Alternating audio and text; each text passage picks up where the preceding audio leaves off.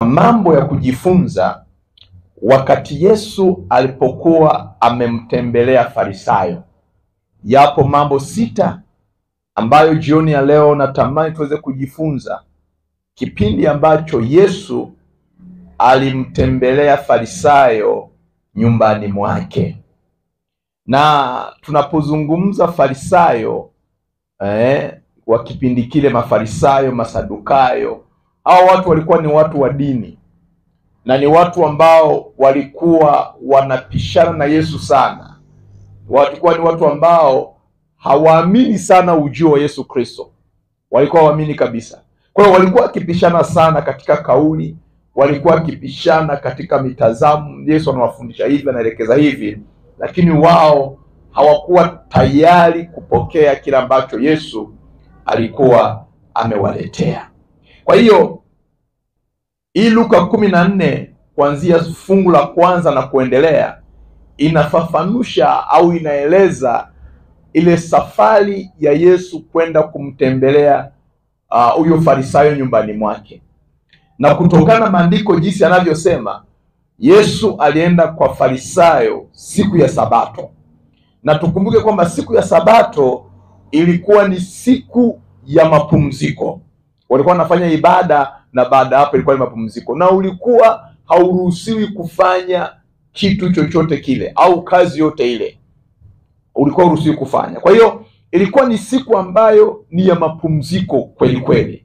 Sasa katika haya mambo ambayo Yesu alipoingia kwenye nyumba ya Farisayo, kuna mazungumzo ambayo yaliendelea wakati wa chakula, na kuna mazungumzo yaliendelea kabla ya chakula, na kuna mazungumzo yaliendelea baada ya chakula. Sasa hayo mazungumzo natamani uweze kupata kitu ambacho Yesu alikuwa akikifundisha. Ikumbuke kwamba kila mahali Yesu alipokuwa akienda kulikuwa na mafundisho au kulikuwa na kitu cha kujifunza. Hata alipokuwa safarini akienda kwa kumfufua Lazaro, alipokuwa akienda hekaluni, alipokuwa akienda mlimani, kila nyakati, kila hatua ambazo Yesu alikuwa akifanya, basi kulikuwa na mafundisho ndani mwake. Sasa kwenye Luka 14:2 hadi 5, au ngoja nianzie fungu la kwanza. Maandiko nasema hivi: ikawa siku moja Yesu alipokuwa amekwenda kula chakula kwa mmoja wa viongozi wa Mafarisayo, siku ya Sabato, watu walikuwa wakimchunguza kwa bidii.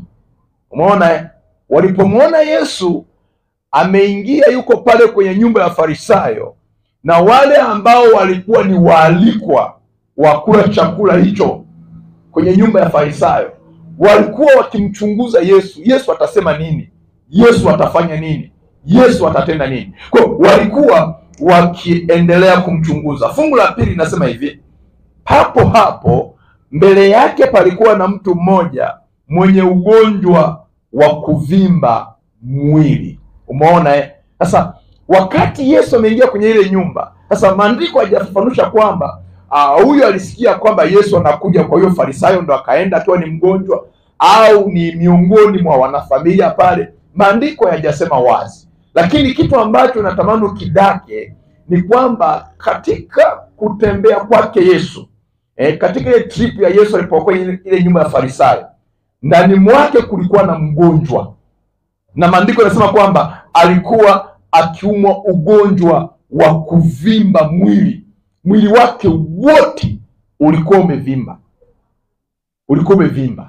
Na wakati Yesu alipokuwa yuko mle, maandiko yanasema kwamba Yesu akamwona. Ona, tufuatane fungu la tatu. Yesu akawauliza wale Mafarisayo na walimu wa sheria, je, ni halali kuponya watu siku ya Sabato au la? Ona, kwa sababu ilikuwa ni siku ya Sabato, kama nilivyotangulia kusema ya kwamba siku ya Sabato sio siku ya kufanya uponyaji. Siku ya Sabato ilikuwa ni siku ambayo hata kama una mgonjwa huruhusiwi kumpeleka hospitali. Kwa hiyo unaona kwamba hao Mafarisayo, Masadukayo na wale watu wa jamii ile walikuwa wameishika siku ya Sabato kweli kweli. Kwa hiyo ndio maana walipomuona yule mgonjwa amevimba yuko pale, walianza kujiuliza kwamba huyu Yesu anavunja sabato mara kwa mara. Huyu Yesu haangalii sabato, anachokiangalia yeye ni kwamba ni mtu aweze kupokea uponyaji. Na tunajifunza nini kwenye hili andiko? Jambo la kujifunza ni nini? Angalia kwenye fungu la 5. Kisha akawauliza, kama mmoja wenu angekuwa na mtoto au ng'ombe wake aliyetumbukia katika kisima siku ya Sabato, je, hamtamvuta mara moja na kumtoa? Ukisoma fungu la 6 anasema nao hawakuwa na la kusema, kwa sababu walijua Torati, walijua kanuni za Sabato. Sasa nataka nifundishe nini hapa jioni ya leo? Kitu cha kwanza tumesema mambo ya kujifunza wakati Yesu alipokuwa amemtembelea Farisayo. Fundisho la kwanza ambalo tulipata hapa, mtu ni wa muhimu sana kuliko chochote kile. Mtu yeyote yule ni wa muhimu sana mbele za Mungu kuliko chochote kile. Hawa watu walikuwa wanaitukuza Sabato, waliona kwamba Sabato ni ya muhimu sana kuliko afya ya mtu, kuliko mtu kuponywa, kuliko mtu kutendewa mema, kuliko mtu kusaidiwa. Wao waliona kwamba siku ya Sabato ni ya muhimu sana. Lakini Yesu anakuja anawaambia kwamba hapana, siku ya Sabato sio ya muhimu sana kuliko nafsi ya mtu, kuliko maisha ya mtu. Bwana tusaidie sana. Na ndio maana kwenye maisha yako yote tambua kwamba Mungu anavyokuangalia wewe, Mungu anavyoiangalia afya yako, Mungu anavyoangalia maisha yako ni ya muhimu sana kuliko kitu chochote kile. Ni ya muhimu sana. Na Mungu anakuangalia wewe kwa uzito, anakuangalia wewe kwa umuhimu, kwa sababu ndani mwako kuna sura ya Mungu. Ndani mwako yeye ndiye aliyekuumba, yeye ndiye aliyekuweka tumboni mwa mama yako ukazaliwa. Kwa hiyo anajua wazi kwamba anakuthamini, na ndiyo maana amekupa uhai uko duniani. Bwana Yesu atusaidie sana. Kwa hata kama unapitia magonjwa fulani, hata kama kuna ugonjwa ambao umekuzinga, lakini tambua kwamba Yesu yuko mahali hapa kwa ajili ya kutuponya. Yesu yuko mahali hapa kwa ajili ya kutusaidia. Yesu alikuja kwa ajili ya kutuongoza. Haijalishi kanuni na taratibu za kiukoo na taratibu za kifamilia, lakini Yesu anapoingia kwenye familia kuna mambo ambayo yanafanyika. Bwana Yesu atusaidie sana. Ona, wakati Yesu anaingia kwenye familia ya Farisayo mmoja ambaye hakutajwa jina, jambo la kwanza ambalo Yesu alifanya, alipomwona yule mgonjwa, tayari mgonjwa akapokea uzima. Akapokea uzima, akapokea tena uzima. Alikuwa anaumwa ugonjwa kuvimba miguu, kuvimba mwili wote, lakini tunaona kwamba ujio wa Yesu, ule uvimbe ukaisha saa hiyo hiyo. Bwana Yesu atusaidie sana. Kwa kuna kitu ambacho tunapoona kwamba umealika uwepo wa Yesu, unaalika uwepo wa Mungu, uwe na kwamba kuna vitu ambavyo akija kwenye familia yako vinatengenezwa. Akija kwenye familia yako vinakaa vizuri. Yesu alipomtembelea yule Farisayo, mambo ambayo yalitokea, jambo la kwanza, mtu mmoja akapokea uzima. Bwana Yesu atusaidie sana. Jioni ya leo Mungu akupe neema kwenye familia yako. Jioni ya leo Mungu akupe neema kwenye familia yako. Kama kuna mgonjwa, basi neema ya Bwana ikamponye kule aliko katika jina la Yesu. Kama kuna madhaifu ambayo yapo, basi Yesu aweze kuyatoa na kurejesha afya yako katika jina la Yesu. Sema Bwana Yesu, Bwana Yesu, kama ulivyoingia katika nyumba ya Farisayo ukakutana mgonjwa ambaye alikuwa amevimba mwili na ukamponya, Bwana Yesu, ninakuita jioni ya leo. Ninakuita jioni ya leo. Ikiwa leo ni siku ya maombi, nami nimekusanyika katikati ya watu waliokusanyika, nikiita uponyaji wako, nikiita uponyaji wako ndani ya mwili wangu, nikiita uponyaji wako ndani ya familia yangu, nikiita uponyaji wako ndani ya watoto wangu, katika jina la Yesu. Ninaamini ya kwamba wewe ni mponyaji, Ninaamini ya kwamba wewe ni mponyaji. Tuponye Yesu, tuponye Yesu katika jina la Yesu. Kila maeneo ambayo yana maumivu, kila maeneo ambayo najisikia vibaya, jioni ya leo yakatoweke katika jina la Yesu, katika jina la Yesu. Bwana Yesu, saidia familia yangu, ikinge na kila magonjwa, ikinge na kila maradhi katika jina la Yesu. Ninafunga hilo lango la magonjwa katika jina la Yesu. Nafunga lango la magonjwa katika jina la Yesu. Nafunga lango la udhaifu katika jina la Yesu. Bwana Yesu, tembea ndani ya familia yetu, tembea ndani ya maisha yetu, tembea ndani ya miili yetu, ili tukawa na uzima sawa sawa na neno lako linavyosema. Na yaamini haya kwa jina la Baba na la Mwana na Roho Mtakatifu. Mtu mmoja aseme amen. Haleluya, haleluya. Amini ya kwamba Yesu ndiye mponyaji wa familia zetu. Yesu ndiye mponyaji wa watoto wetu. Yesu ndiye mponyaji wa ndoa zetu. Jambo la pili la kujifunza mahali hapa leo, ikiwa ni siku ya Ijumaa, ni siku ya maombi. Jambo la pili kama unaandika, kuwa mnyenyekevu wakati wa sherehe au wakati wa chakula. Be humble, kuwa mnyenyekevu, jinyenyekeshe wakati wa sherehe kama umealikwa kwenye sherehe, hata wakati wa chakula kama umealikwa kwenye chakula. Na hii tunaipata wapi? Angalia kwenye fungu la 7, tuko kwenye Luka 14.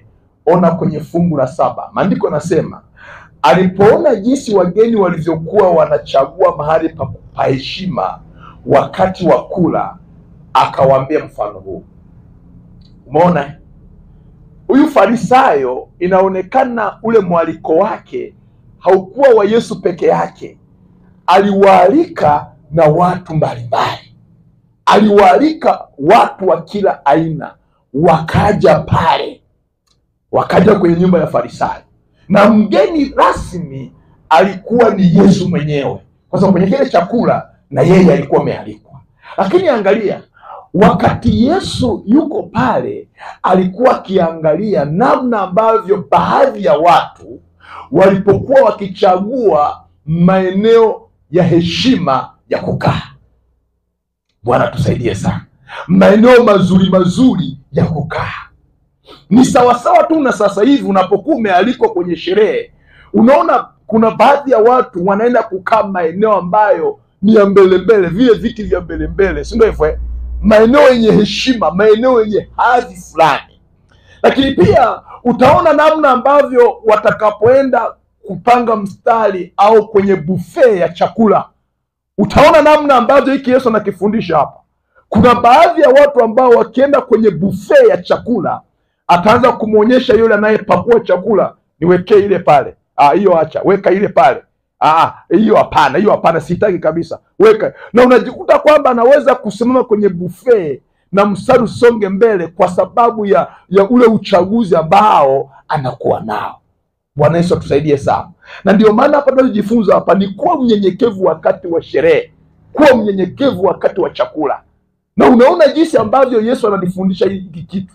Na ukiona kwamba kitu kimeandikwa kwenye Biblia, kumbuka kwamba kuna vitu vingi sana vilifanyika wakati wa Yesu alipokuwa anafanya huduma hapa duniani, na vichache ndivyo ambavyo vimeandikwa. Ina maana kwamba vilivyoandikwa vilikuwa na uzito na ilikuwa ni fundisho kwa ajili ya watu wale na kwa ajili yetu sisi. Na ndio maana Yesu anasema kwamba kuwa mnyenyekevu wakati unapokuwa umekaribishwa kwenye sherehe au wakati wa kupata chakula. Tunaipataje hii kitu hapa? Au tunawezaje kujua kwamba ndicho ambacho Yesu alikuwa akikifundisha? Hebu ona lile fungu la 8. Maandiko yanasema hivi, mtu akikualika harusini, akikualika harusini, usikae mahali pa wageni wa heshima, kwa kuwa inawezekana amealikwa mtu mheshimiwa kuliko wewe. Bwana Yesu atusaidie sana. Unaona kinachozungumzwa hapo? Anasema hivi, mtu akikualika harusini, usikae mahali pa mgeni wa heshima. Usikae mahali ambapo unaona hapa anaweza akaja mtu mwingine na nikaondolewa. Kwa hiyo Yesu anatufundisha nini hapa? Anatufundisha unapokuwa umealikwa kwenye sherehe yoyote ile, unapokuwa umealikwa kwenye harusi, jifunze kukaa nyuma, jifunze kukaa mahali pasipo na heshima, ili yule aliyekualika atakapokuona kama unastahili kukaa sehemu yenye heshima, atakuchukua na kukuleta sehemu ya heshima. Ona Yesu anachokisema, anasema kama mkifanya hivyo, yule aliyewaalika ninyi wawili atakuja na kukuambia, mpishe huyu mtu kiti chako, ndipo kwa aibu utalazimika kukaa katika ya nafasi ya chini kabisa, kwa aibu. Ulishawahi kwenda kwenye harusi ukaona mtu ananyanyuliwa, alikuwa amekaa mbele pale, ananyanyuliwa, wewe nyanyuka, nenda kae kule. Unafikiri yeye aliyenyanyua ataendaje? Kwa sababu watu wengi, wale waalikwa wote, wageni waalikwa, wataona kile kitendo utakavyokuwa umenyanyuliwa na kupelekwa sehemu ya chini kabisa, sehemu ambayo si ya kawaida kabisa. Kwa wataona wazi utakuwa umepata aibu kwenye hiyo sherehe, na hiyo sherehe haitakuwa nzuri kwako, kwa sababu ni kama vile utaona watu wote walikuwa wakikuangalia wewe wakati unanyanyuliwa kwenda kwenye sehemu ya chini kabisa. Lakini kuna mwingine amekaa kule nyuma, ametulia, ananyanyuliwa, analetwa kwenye nafasi ambayo wewe ulikuwa umekaa. Ushakuona hicho kitu? Unaweza ukaona kwamba yule aliyenyanyuliwa kutoka nyuma na kuletwa mbele ataonekana ni wa heshima sana, na yule aliyenyanyuliwa kutoka mbele akarudishwa nyuma ataonekana hana heshima sana. Na ndio maana Yesu anatufundisha hii kitu ya kwamba unatakiwa uwe nyuma, ili kama unastahili heshima, basi mgeni wako, mwenyeji wako aliyekualika atakusogeza katika viti vya mbele. Oh, Bwana tusaidie sana. Sio kama inaelewa hii kitu, ikukae kabisa. Unapoenda kwenye sherehe ikukae uweze kuielewa. Na ndio maana wakati mwingine wanaweza wakawa wameweka buffet ya wageni wageni maalum, buffet ya watu fulani na buffet ya watu wa kawaida. Wewe usikimbilie kwenye buffet ya watu maalum kama haujaambiwa kwamba wewe unaenda kwenye hiyo buffet. La sivyo utatolewa kwenye buffet, utapelekwa kwenye buffet ya watu wa kawaida, na itakuwa ni aibu. Bwana tusaidie sana. Itakuwa ni aibu sana. Na haya mambo tumeshuhudia kwenye sherehe mbalimbali. Unaona mpaka mtu anaibika kweli kweli. Anaibika kweli kweli. Lakini kikubwa ni nini? Unatakiwa uwe na misingi kama neno unavyosema ya kwamba nyenyekea. Kuwa mnyenyekevu wakati wa harusi, wakati wa sherehe. Amina. Nakumbuka mama mchungaji kweli nilipokuwa nikisali Bunda, aliwahi kuwafundisha wamama. Niliipenda sana hii. Aliwahi kuwafundisha wamama. Akasema hivi, mimi wakati pakiwa na sherehe sehemu yote ile, watoto wangu kwanza na wapikia chakula wanashiba. Wakisha shiba ndio tunaenda kwenye nini? Kwenye ile sherehe. Kwa hata chakula kikichelewa au hata chakula kikiletwa pale, watoto wangu hawatakuwa na papara ya chakula kwa sababu wameshiba. Si tumeelewana wapendwa? Kwa kama ni mama, lazima ujifunze namna gani ambavyo mtoto wako unaweza ukampeleka kwenye sherehe kama unaenda naye au ameshiba, ili usije ukaibika.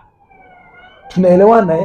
La sivyo utajikuta kwa mtoto yule inapita labda umewekwa kwenye meza moja na wengine, unajikuta anaenda kudokoa au anaenda kuchukua kwenye bakuli la mtu mwingine.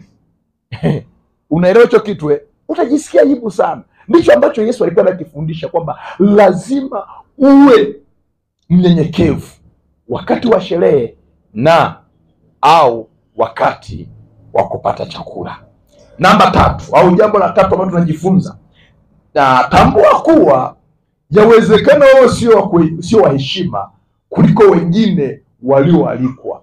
Usije ukatoka nyumbani mwako ukiwa una mindset ya kwamba nikienda kwenye sherehe ya mama fulani, mimi ndiye mwenyewe, mimi ndiye mgeni rasmi, mimi ndiye mgeni wa heshima.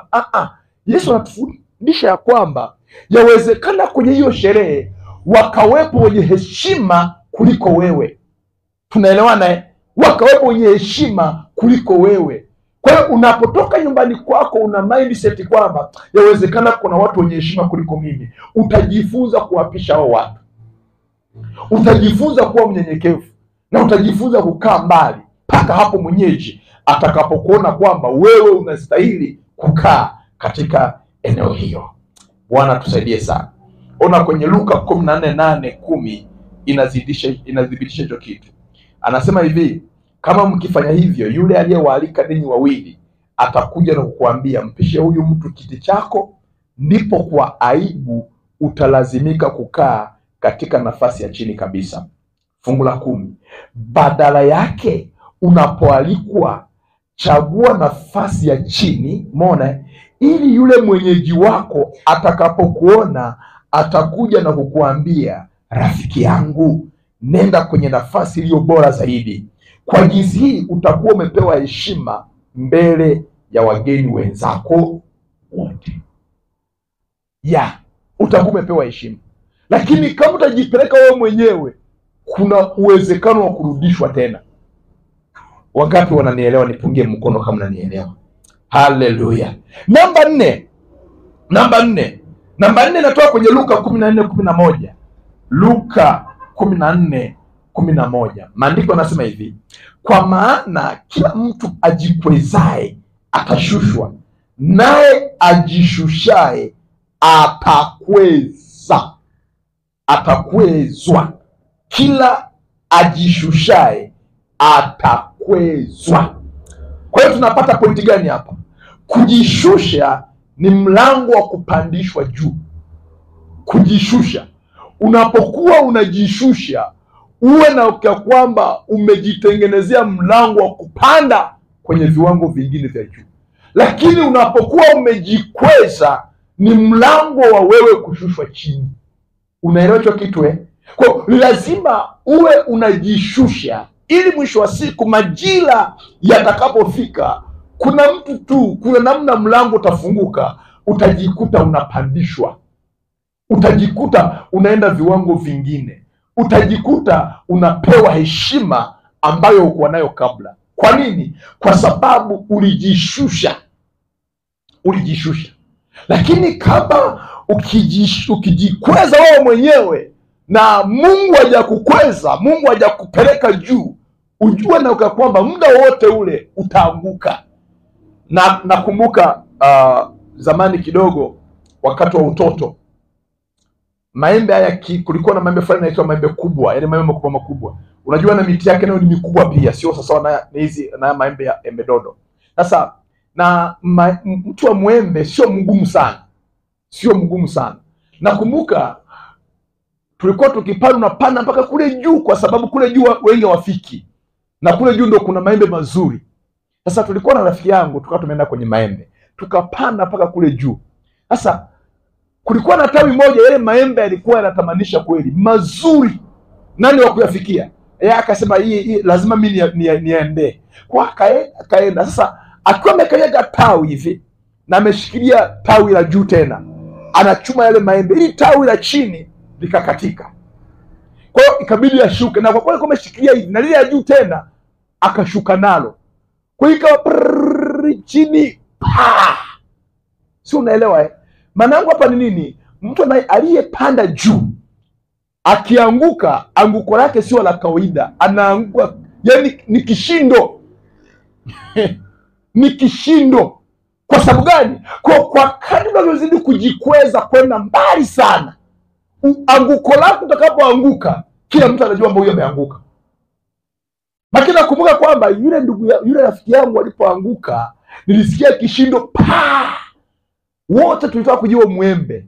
Hakuna alienda kumwangalia. Sio unajua mambo ya utoto. Kila mtu alitoka pale ni kukimbia kwao. Ni kukimbia. Afu kama mama, nilikwambia usiendeko, nilikwambia. Kila mtu anakimbia. Unajua ni kwa nini? Kile kishindo kilikuwa ni kibaya sana.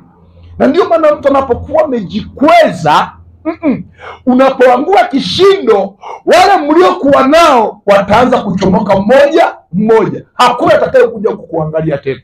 Kwa nini? Kwa sababu umekuwa ni wa aibu. Bwana tusaidie sana. Hakuna hata mtu mwingine ambaye atakuja na kukusalimia. Watakuwa wakikuangalia, wanakuonea, wanaona aibu, kwa sababu ulikuwa umepanda juu, ghafla umeshushwa. Lakini hata wewe mwenyewe utakapokuwa umeamka pale ulipoanguka, lazima utakuwa na aibu. Lazima utakuwa na aibu. Ulishawahi kuanguka kwenye baskeli kidogo, sio sana. Unaendesha baskeli, baadaye ukaanguka. Ukiamka unafanyaje? Unajipapasa papasa, afu unaangalia ni nani aliyeniona hapa karibu. Hakuna aliyeniona. Unasema Mungu asante. Unachukua baskeli yako tena unaendelea kama mtu ambaye hakuanguka. Kwa nini? Kwa sababu anguko ni jambo la aibu. Hakuna aliyeanguka akachekelea. Kila aliyeanguka ni jambo la aibu. Na ndio maana mtu anapokuwa ameshushwa chini, huwa hapendi watu wajue kwamba ameshushwa chini. Tunaelewana wapendwa? Niwahi kuambia siku moja kwamba kuna ndugu mmoja, yeye alikuwa ameinuka kiuchumi, yuko vizuri. Akaanza kusema kwamba yani alimuona mama moja anapikia na mkaa. Akamwambia, mama fulani, yani mimi siwezi nikapikia mkaa. Yani siwezi kapikia mkaa. Siwezi nikapikia mkaa mimi. Nikajiuza, nikiangalia umri wa yule mama, sio mtu ambaye hakuwahi kupikia kuni au mkaa. Kwa sababu sehemu alipokuwa anatoka bado ilikuwa ni kijijini. Kwa hiyo amepikia kuni na amepikia mkaa. Lakini kwa kuwa amefika Mwanza, yuko jijini, kwamba ndani kuna gesi. Kwa hiyo ananata, anasema siwezi nikapikia mkaa. Kwanza mkaa unanitia allergy. Kwanza mkaa kuwasha ni kazi. Mimi napikiaga gesi tu. Sasa maisha yanaenda yanabadilika. Baadaye ule uchumi uliporomoka, akaanguka chini. Siku moja akakutwa anapikia kuni. Mbona hata mkaa? Yeye alishuka, hata level ya kupikia tena mkaa haipo tena. Akashuka mpaka kwenye kuni. Ona kitu kinatokea. Alikuwa anapika kwa kujificha. Kwa nini? Kwa sababu ni anguko. Lakini angekuwa hajajikweza, hata kama maisha yangebadilika, asingeona shida, asingeona tabu. Na ndio maana ngoja nikwambie kitu. Utakapogundua kwamba ni Mungu anayekuinua, huwezi ukajiinua mwenyewe. Huwezi ukajisifia. Huwezi ukasema mimi niko hivi na hivi, mimi hivi na hivi na hivi. Mimi huwezi ukafanya hivyo. Kwa nini? Unajua kwamba ni Mungu ambaye amekuinua, sio wewe. Sio kwa uwezo wako, bali ni Mungu amekuwezesha umefika mahali pale. Huwezi kuanza kumzodoa mtu ambaye hajafika pale. Unaanza kumdharau. Wewe umesukaje kwanza? Unasukaje? Yaani wewe unasuka tu hivi hivi. Ona mimi msuko wangu wa 100,000, msuko wangu wa 200,000. Huwezi kwenda huko. Kwa sababu unajua kwamba na wewe kuna mazingira au kuna nyakati ulikuwa katika level hiyo, lakini Mungu amekuinua. Bwana tusaidie sana. Unapogundua kwamba ni Mungu amekuinua, lazima utakuwa mnyenyekevu. Lakini ukigundua kwamba ni kwa nguvu zako, ni kwa elimu yako, ni kwa juhudi zako, ni kwa maarifa yako, huwezi ukaappreciate kwamba ni Mungu amekuinua. Utajiona ni wewe ambaye umefika hapo ulipo kwa sababu ya juhudi zako. Bwana tusaidie sana. Sema, Bwana Yesu, naomba unipe moyo uliopondeka, moyo wa unyenyekevu.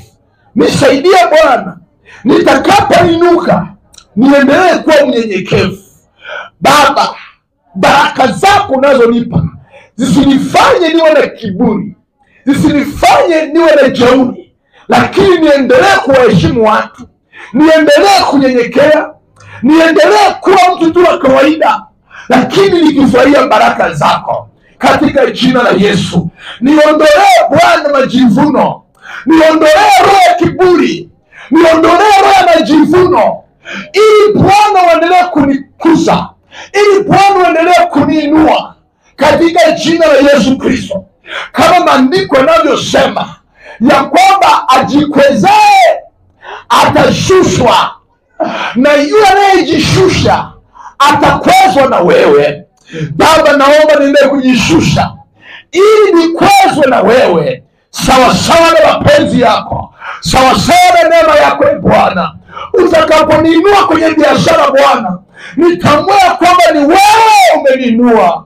Utakapoinua familia yangu, utakapoinua watoto wangu, utakapoinua jamaa zangu Baba, nitambue kwamba ni kwa ajili yako. Katika jina la Yesu Kristo ninakushukuru wewe Bwana, kwa sababu utaniwezesha, utanikumbusha ya kwamba si kwa juhudi zangu, si kwa elimu yangu, si kwa maarifa yangu, wala si kwa ujuzi wangu, bali ni kwa sababu yako. Katika jina la Yesu naamini Bwana jioni ya leo, kwa jina la Baba na la Mwana na Roho Mtakatifu, amen. Rabasika. Baba, tupe kunyenyekea, tupe kushuka chini Bwana, tupe moyo wa unyenyekevu. Hata kama tutainuka sana, tusije tukawadhalau watu, tusije tukadhalau yeyote yule, katika jina la Yesu, amen. Hilo lilikuwa ni jambo letu la 4. Jambo la tano, kila uandapo karamu au chakula, basi usiwasahau masikini au wahitaji. Kila unapoandaa chakula,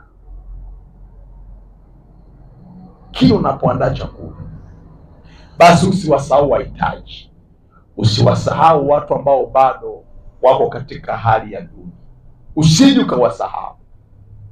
Na hii nimekuwa nikiisema mara kwa mara. Tunakuwa na sikukuu za Pasaka, tunakuwa na sikukuu za mwaka mpya, tunakuwa na sikukuu za Krismasi, au wakati mwingine tunakuwa na matukio ya chakula, au wakati mwingine unaweza ukaandaa chakula nyumbani mwako. Ngoja nikwambie kitu. Huyu Farisayo alipoandaa kile chakula hakuwakumbuka wahitaji, hakuwakumbuka maskini. Naomba tusome hilo andiko kwenye Luka 14:12. Luka 14:12. Luka 14:12, tafsiri ya neno. Maandiko nasema hivi: kisha Yesu akamwambia yule aliyewaalika, mwenyeji wao.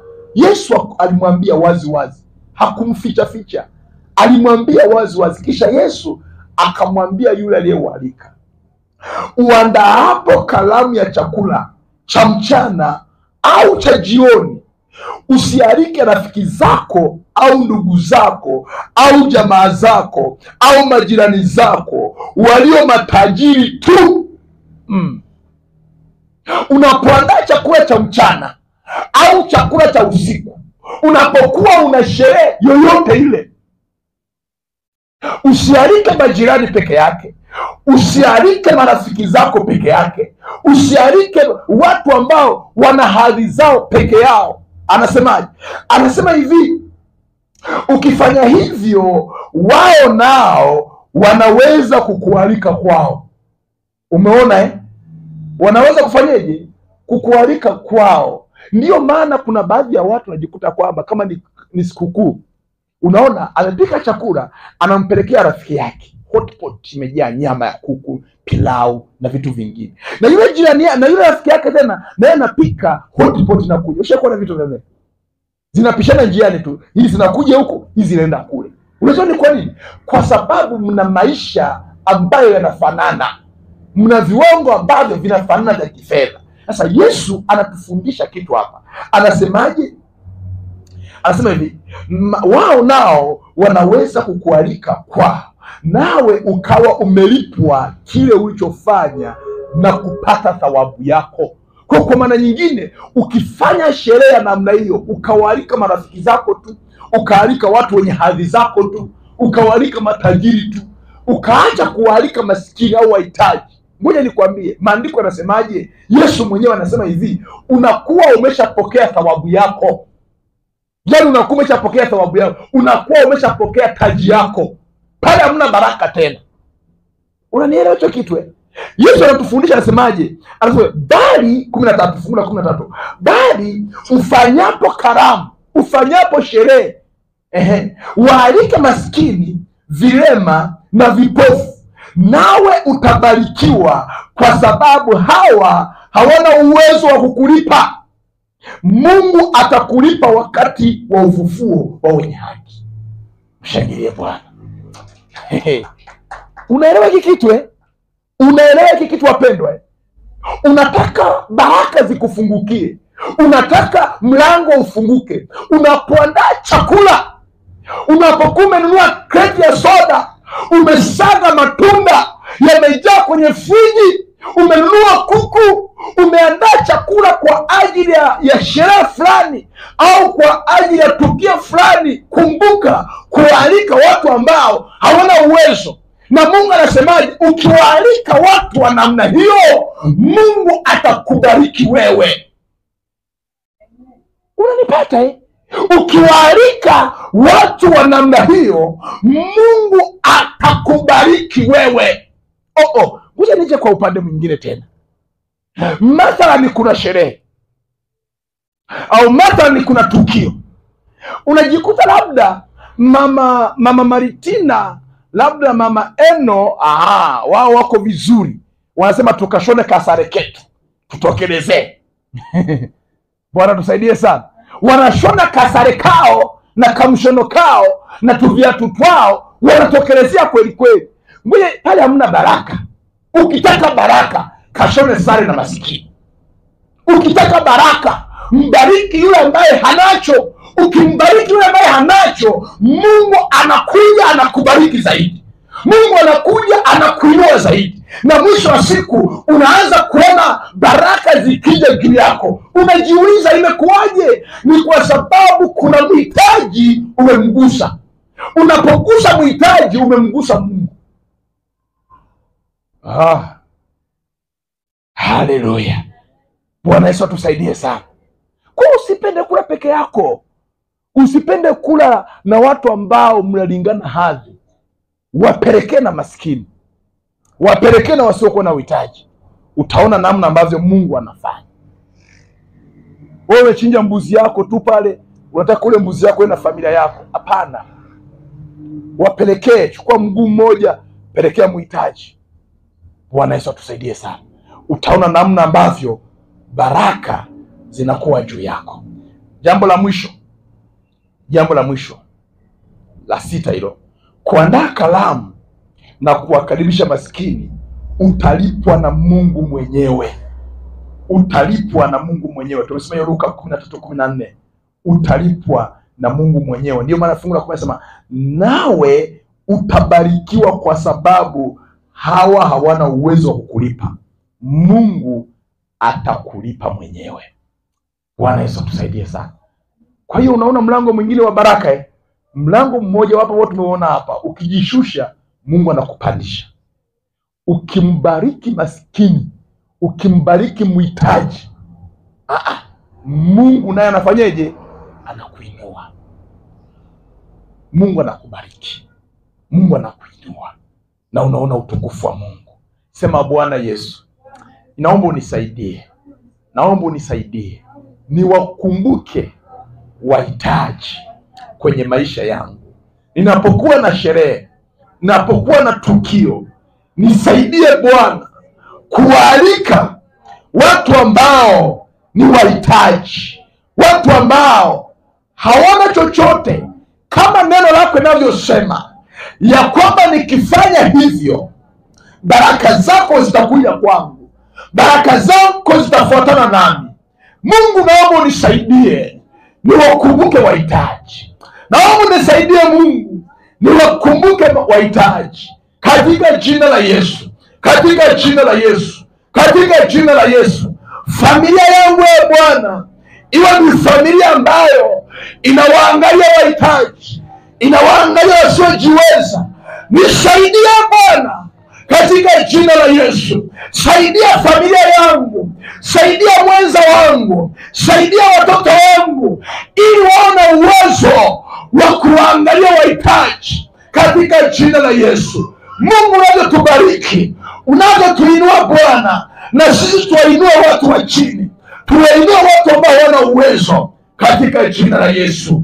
Asante kwa neema yako, Asante Bwana kwa mlango huu, na asante kwa baraka hizi Bwana, kwa jina la Baba na la Mwana na Roho Mtakatifu, amen. Mshangilie Yesu.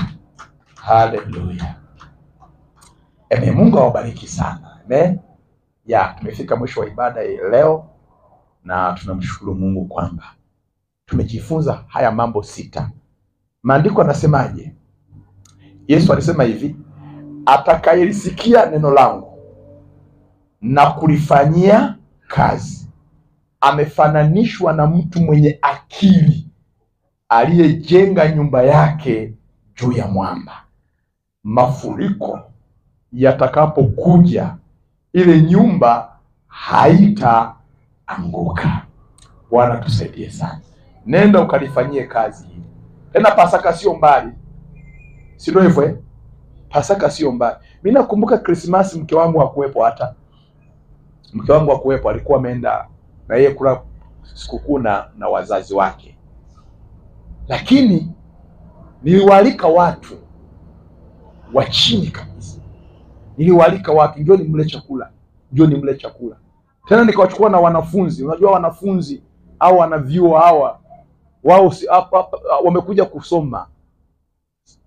Wazazi wao hawako hapa. Si ndio hivyo Kwa hiyo nikawachukua wanachuo baadhi, nikawachukua na wengine, tukapika pale, tukala pale, tukafurahia, tukanywa. Ndicho ambacho kinatakiwa ukifanye. Usile sikukuu peke yako. Amina ndugu zangu. Ngoja niwaulize kitu. Nimeshamalizana nao. Ngoja niwaulize kitu. Mwisho kuna nyama za Waislamu?